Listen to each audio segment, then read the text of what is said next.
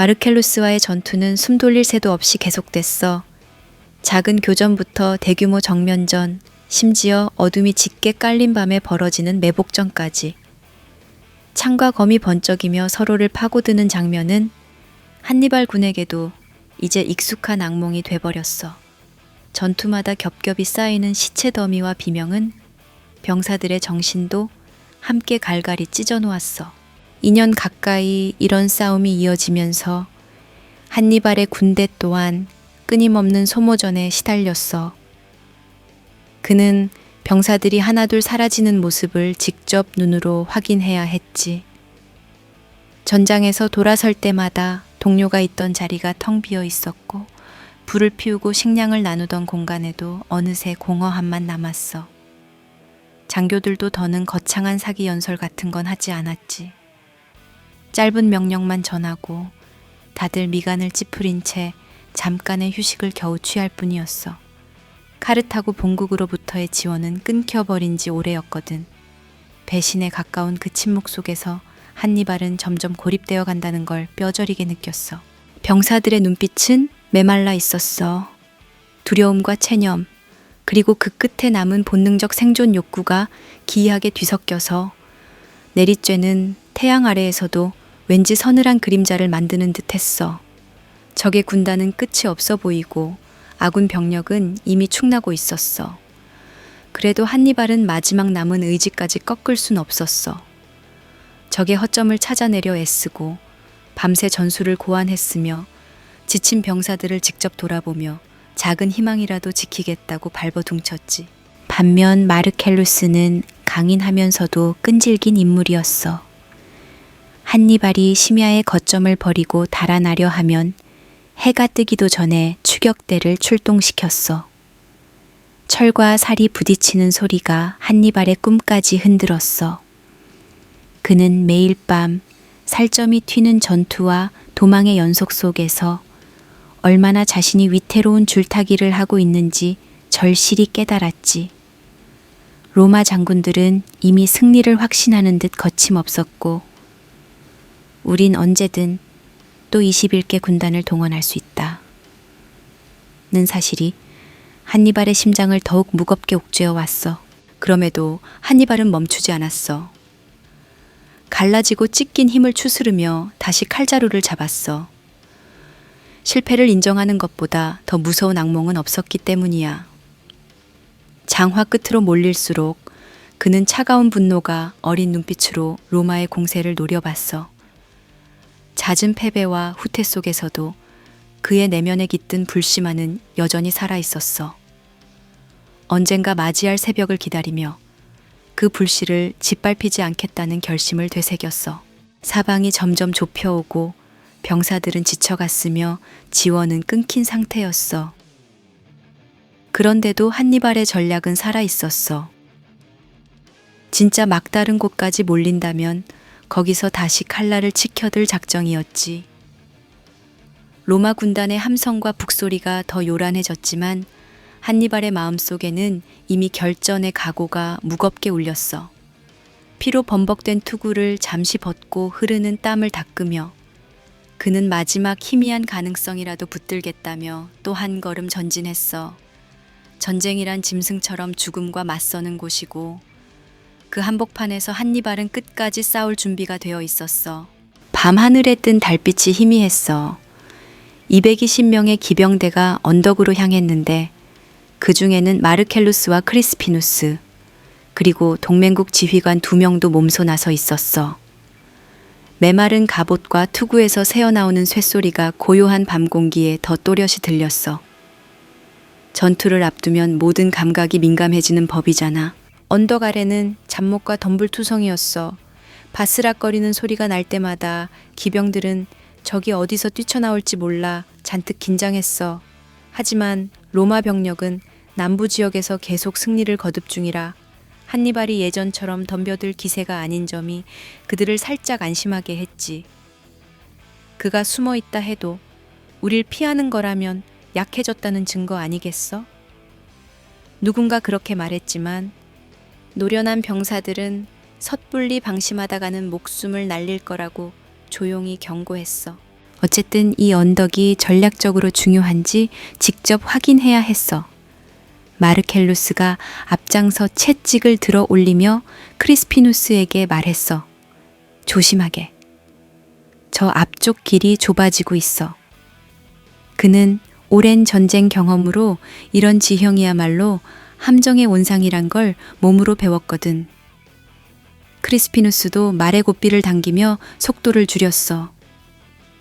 땀에 젖은 말의 콧김이 흰 안개를 찢고 있었어. 언덕 정상 근처에 다다랐을 때 주위가 잠깐 숨머진 듯 고요해졌어. 밤새 이어졌던 잔소리도 어느새 멎고. 딱 보면 오래된 덫이 입을 벌리는 순간 같았어. 본능이 예민한 기병 몇 명이 말을 멈추고 주변을 살피자 동맹군 지휘관 하나가 목소리를 낮춰 물었지. 왜들 그러오?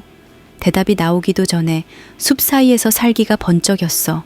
누미디아 기병들이었어. 흐릿한 별빛 아래서 말들의 윤곽이 어렴풋이 보인 순간 그들은 거칠 것 없이 창을 던졌어. 300명에 달하는 기병 중 일부가 이미 재빠르게 로마 정찰대를 포위했고 나머지는 주변으로 흩어져서 퇴로를 막아버렸어. 숲속 어둠 속에서 날아든 창은 허공을 갈랐어. 진형을 유지해라. 마르켈루스의 고함이 숲을 찢었어. 크리스피누스도 곧바로 대응해 기병들에게 짧은 명령을 내렸고 병사들은 허둥대지 않고 둥근 진을 만들려 했어. 그런데 그 진영이 완성되기도 전에 누미디아 말발굽이 휙 다가와 버렸지. 어둠 속 창이 번쩍 금속이 부딪히는 소리가 불꽃 같았어. 220명이라는 숫자가 적진 않았지만 누미디아 기병들은 이미 이 지형을 꿰고 있었어. 한니발은 이 언덕이 왜 비어 있는지 알고 있었지. 매복하기에 딱 좋은 곳이었으니까. 사방이 숲으로 감싸여 기습이 쉬운 데다 로마가 올라온다 해도 대규모 부대를 쉽게 배치하기 힘들었거든. 짧은 비명이 어둠 속을 갈랐어. 창에 심장이 꿰뚫린 로마 기병이 말에서 떨어져 흙바닥에 처박혔어. 눈을 돌리는 순간 끔찍한 장면들이 퍼져나갔어. 로마 기병들도 곧 반격하기 시작했지만 횃불 하나 제대로 없는 어둠과 울창한 숲이 시야를 망쳤어. 붉은 피에 물든 창끝이 아른거렸고 말들의 흉포한 울음소리가 이어졌지. 마르켈루스가 외쳤어. 크리스피누스, 오른쪽을 맡아. 왼쪽은 내가 맡겠어. 그 지시에 따라 병사들이 말을 몰았지만 숲에서 재빠르게 곡선을 그리는 누미디아 기병들이 계속 교란을 걸었어.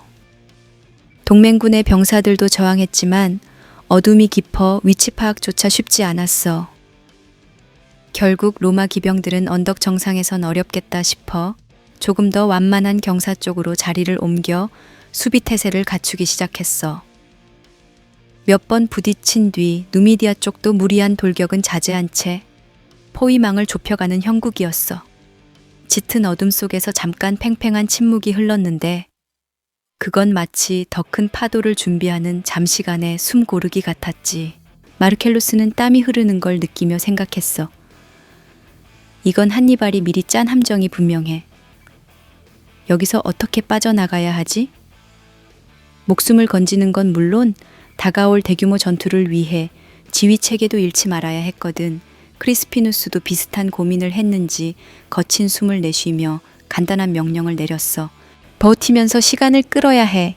우리가 못 내려가도 아래쪽 아군이 결국 우리를 찾으러 올 거야. 가만히 서 있기만 해도 적 포위망에 변수가 생길 거라고. 만약 시간을 충분히 끌 수 있다면 로마 주력 부대가 구원에 나설지 모르는 노릇이었어. 물론 그때까지 얼마나 더 피를 흘려야 하는지는 장담할 수 없었지만 마르켈루스는 스스로 마음을 다잡고 죽으림을 다해 싸울 각오를 했지. 얇은 달빛이 빗나간 투구 위를 스치며 살기를 머금은 기운이 피어올랐어. 적이 더 깊숙이 들어오면 그게 우리의 기회야. 그의 낮은 목소리에 기병들이 일제히 창을 들어 올렸어. 숲속에서 말발굽 소리가 다시 울리는 게 들렸어.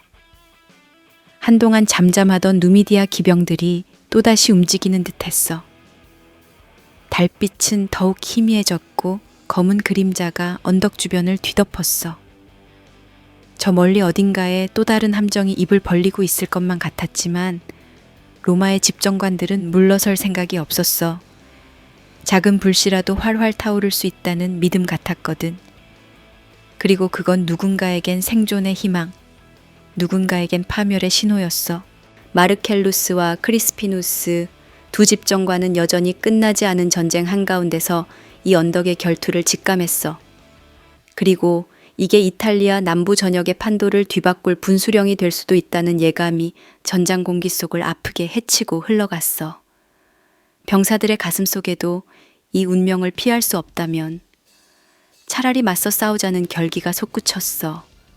어둠이 짙어질수록 인간의 본능과 의지도 더 빛나는 법이니까.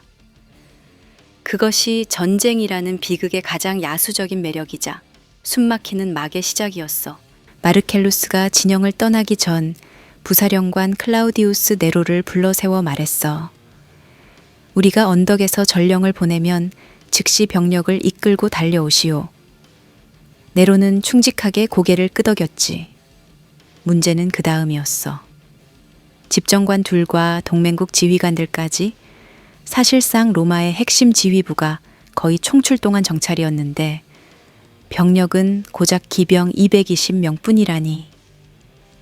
노련한 군인들은 이미 속으론 너무 위험하다 생각했어. 전쟁이라는 게 사실 별 이유 없이도 단 한 번의 경솔함으로 무너지는 법이잖아. 언덕에 도착해 보니 여기는 시야를 가리는 숲이 우거지고 아래로 내려가는 길목이 좁은 데다 급경사 지형이라 저기 숨어있기 딱 좋았어. 축축한 습기가 땅에 밴 어둠 속에서 갑작스러운 말발굽 소리가 터져나와 전장을 깨웠어.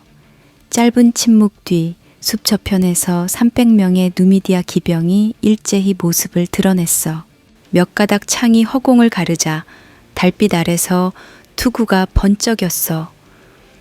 이를 본 에트루리아 기병이 가장 먼저 비명을 질렀고 10여 명이 대열에서 튕겨나오면서 뒤엉켰어. 삽시간에 로마 전열이 공포에 물들었지. 언덕 아래로 흘러오는 말발굽 소리는 단숨에 적들의 위용을 보여줬고 마르켈루스가 재정비라고 외쳤어도 혼란스러운 기병들 사이로 제대로 전달되지 못했어. 에트루리아 기병이 사방으로 흩어지자 누미디아가 던지는 창이 우박처럼 쏟아졌어.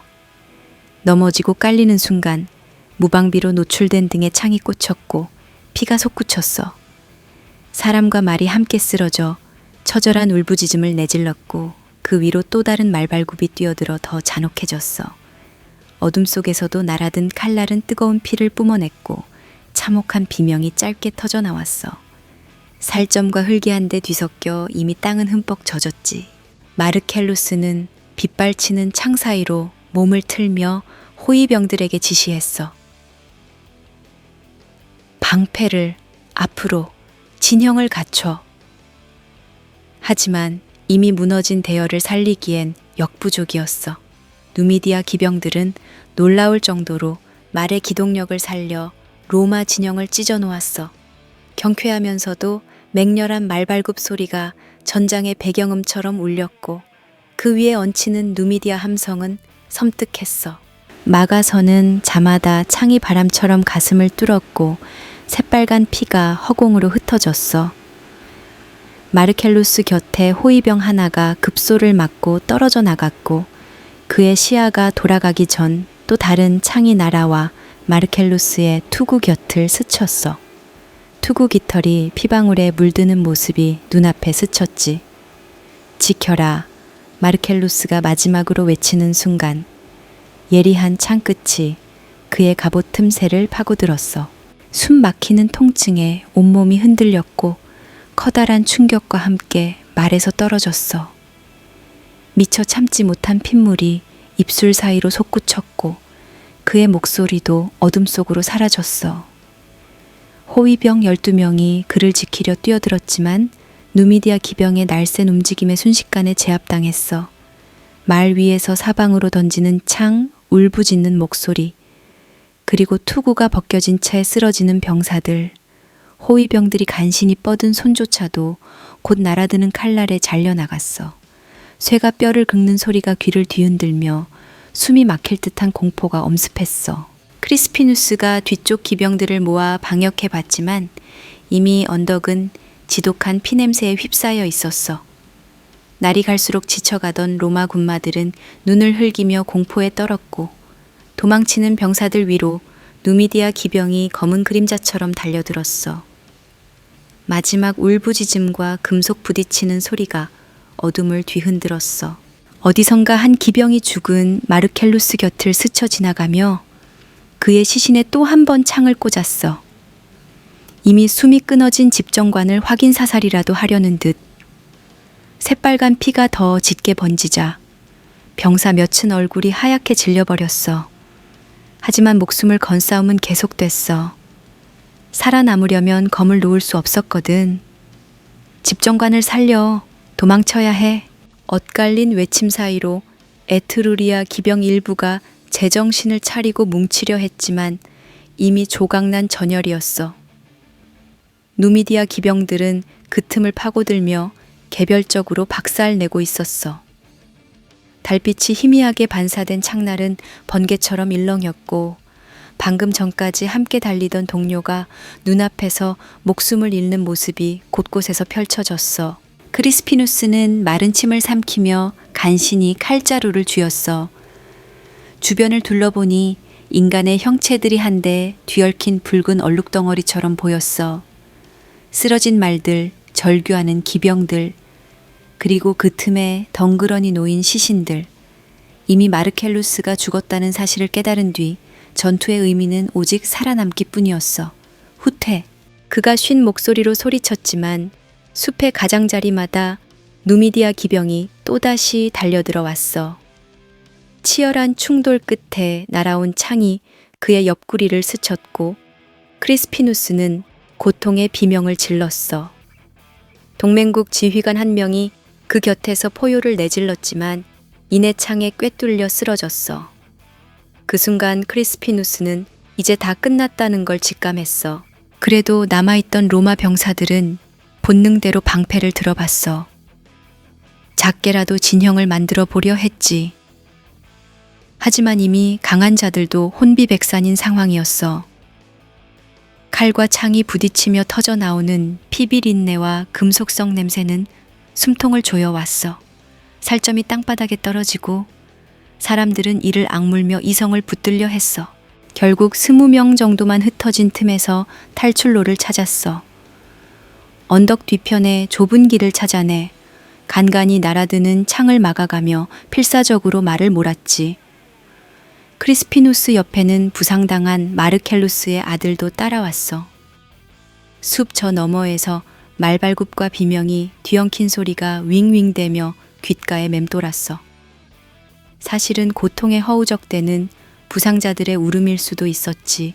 언덕을 돌아보니 이미 새빨간 피가 대지를 덮은 형국이었어. 한니발이 매복시킨 누미디아 기병들은 퇴로를 효율적으로 차단했지만 다 죽일 필요까진 없었는지 필사적으로 빠져나가는 무리에 대한 추격은 깊지 않았어. 아마 핵심 목표인 마르켈루스와 동맹군 지휘관들을 제압했으니 목적을 달성한 듯 보였지. 마지막 비명소리가 바람에 스쳐 지나가자 금속과 마루름도 서서히 가라앉았어. 언덕 위에는 올라갈 수 없는 시체들만 엉켜 있었어. 시간은 짧았지만 그 짧은 사이 엄청난 살육이 벌어진 거야. 크리스피누스와 가까스로 살아남은 병사들은 말이 헐떡이는 소리를 들으며 어안이 벙벙했어. 마르켈루스의 아들은 아버지의 최후를 제대로 보지도 못한 채 울부짖었지만 울 힘조차 없었어. 단지 살아있다는 사실이 기가 막힐 뿐이었거든.